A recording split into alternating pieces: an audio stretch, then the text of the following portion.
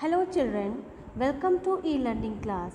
This is Namita ma'am and I am going to explain you the poem of your English literature book, The Alchemist. The poet of this poem is Gareth Owen. The Alchemist is very interesting poem written by Gareth Owen. The poet explains here about the alchemist who is very mysterious person. There is a different views about that man by people. So let's discuss the poem. There is a mysterious light burns all through the night.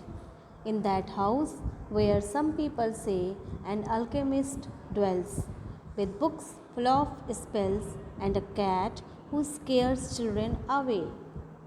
There is a strange light which burns all over the night. In that house, some people say that there lives an alchemist. Alchemist means a person who uses or seems to use alchemy, attempts to change ordinary metals into gold. He has many books which have magical power. He has a cat who frightens children to go away. Some say that he lives in that house all alone. Some say he has claws and a beak.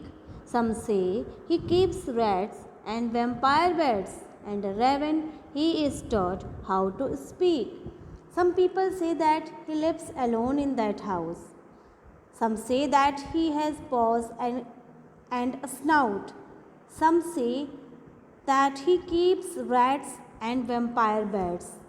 Vampire bats mean any of the various tropical American bats that bite mammals and birds to feed on their blood. And a raven. Raven means a large, heavily built crow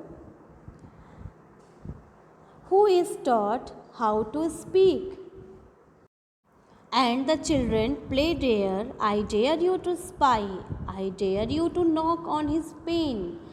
They say those who dare to enter his lair have never been seen again. Here, the poet is saying that there are some children. The children play dare. I challenge you to look out.